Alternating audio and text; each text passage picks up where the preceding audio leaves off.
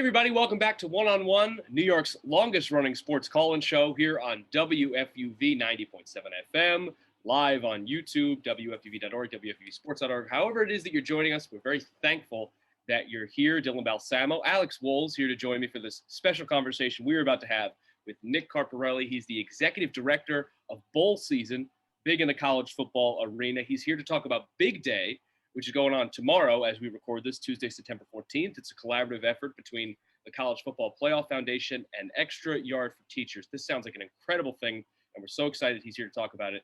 Nick, thank you so much. Happy to be here.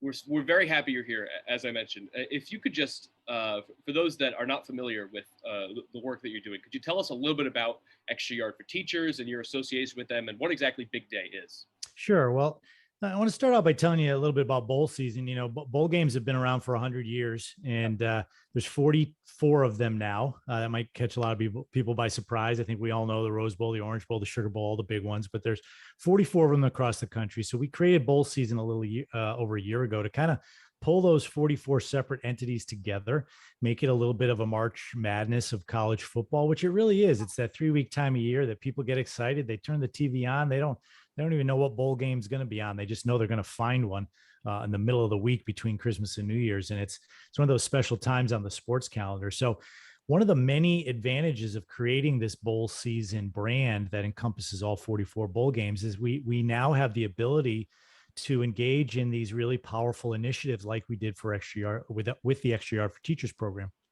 When the College Football Playoff was founded 7 years ago, they created a foundation, and with all the money they were generating, they obviously wanted to give back in a big way. And teachers was what they chose, which is very appropriate for what we are and what we do.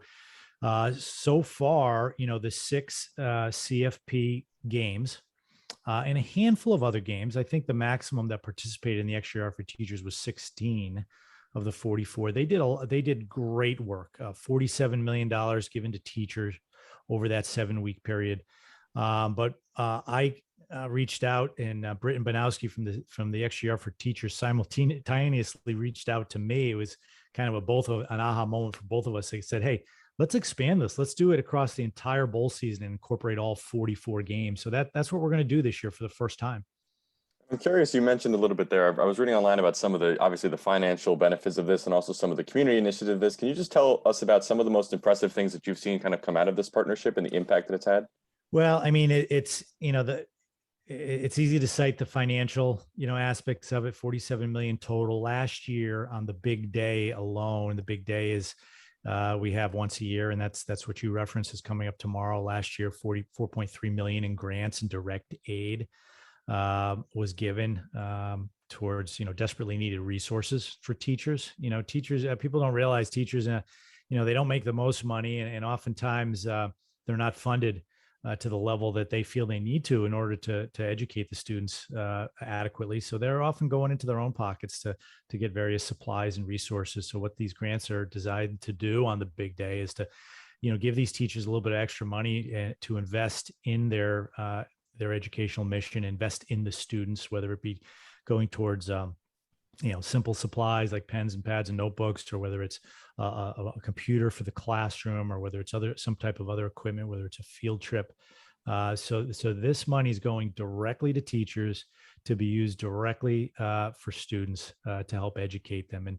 And I mean, that kind of says it all right there. We're so proud of this initiative and the good work that these teachers are doing.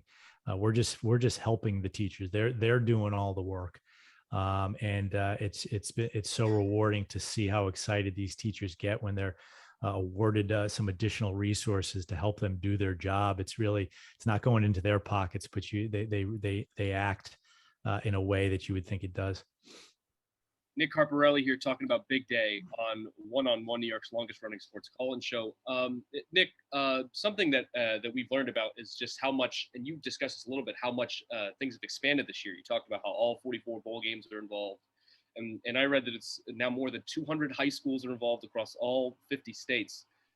That's a big expansion, especially considering the last year has been such an odd one. So how were you able to manage that and to navigate all of this during a pandemic-ridden year?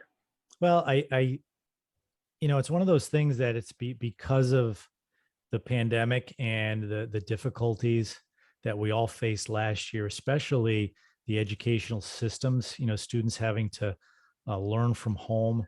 A lot of students were not equipped to learn from home if they were in some poor economic environments. So we feel that the work Extra Yard for Teachers is doing this year and the support we're providing the teachers is even more important this year. I think some schools and some students are playing catch up. They've advanced to the next grade, and maybe they weren't ready, but the system just can't accommodate any duplication. So we're the world's moving forward, the educational system's moving forward, and the Extra Yard for Teachers is just trying to help these teachers as much as we can, so that they can help the students play a little bit of catch up from as you referred to, was a very difficult year last year.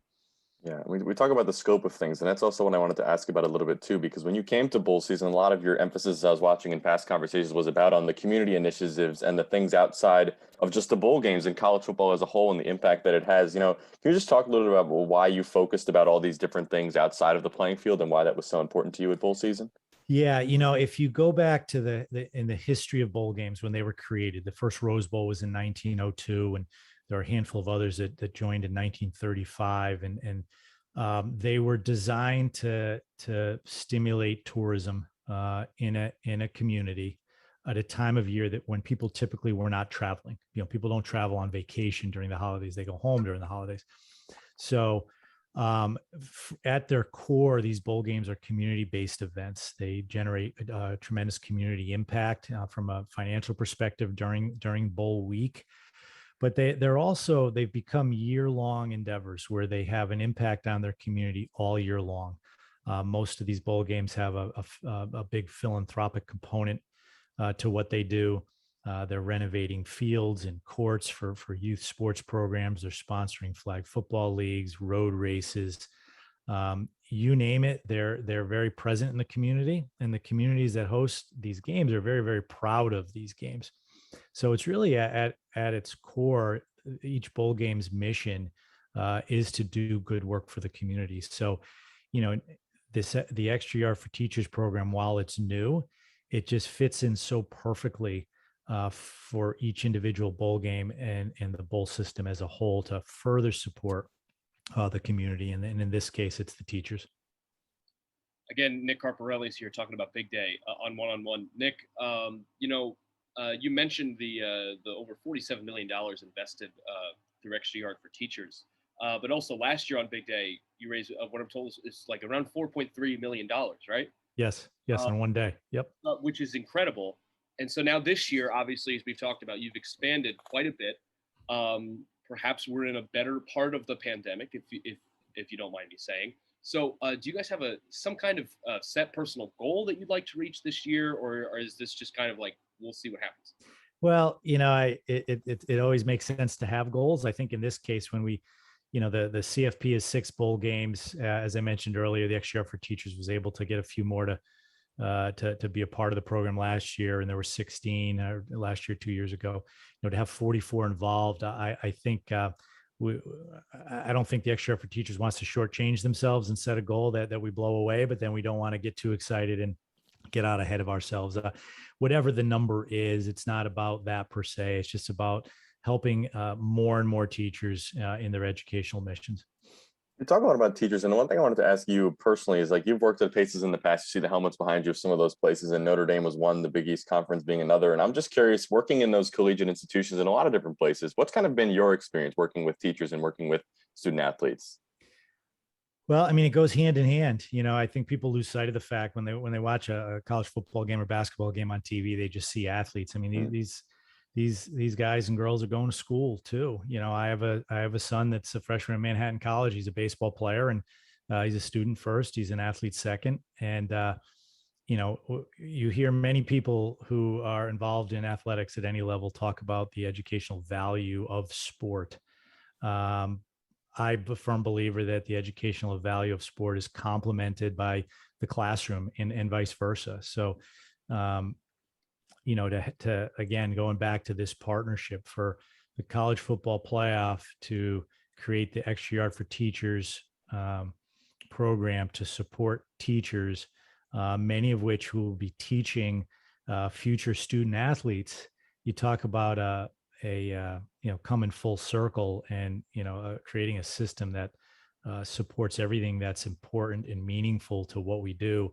I think it's rare that you have that type of entity, that type of partnership where you just are every day you say, wow, this is perfect. And you get motivated to do it every day and help it get bigger and better every day. So that's what makes it so exciting. Nick, just one last question for you before we let you go. Hopefully there's going to be a lot of people who get to watch this or hear this on Big Day, which is tomorrow as we record this. There may be people who see this on Saturday or sometime after that. But for whoever is listening and is curious, if you could talk a little bit about how just your average Joe can get involved with Extra Yard for Teachers or Big Day or contribute in any way that they can. Yeah, that's a good question. So, if you go to Extra Yard for Teachers website, the CFP Foundation, Britton Banowski and his team do an amazing job of generating revenue, distributing the revenue through this system we've created. There's opportunities for people to get involved. So I would encourage everybody to follow the Big Day tomorrow. Look at all the stories of the teachers receiving these grants and the excitement they have in their faces, knowing what they have planned in their head to do with this money to put it to good use. So just follow it, support it, spread the word, and just hopefully it puts a smile on people's faces. Nick, I know I speak for both Alex and myself, and I'm sure everybody listening. We're so grateful that you've joined us. Teacher funding does seem to be an issue that ranges from community to community. I know in my high school back in my time, it was a hot button topic, and we're just very grateful that you come on to talk about this incredible opportunity. As you mentioned, the Extra Yard for Teachers website is a place where anyone listening or watching can contribute. But this is Nick Carparelli again. Thank you so much for joining us. You're very welcome. Thanks, guys, for having me on. Good luck to you. Again, that was Nick Carparelli, Executive Director of Bowl Season. Hope you get involved in Big Day somehow, but we'll be back in just a little bit with more of One-on-One after this little break. So stick around.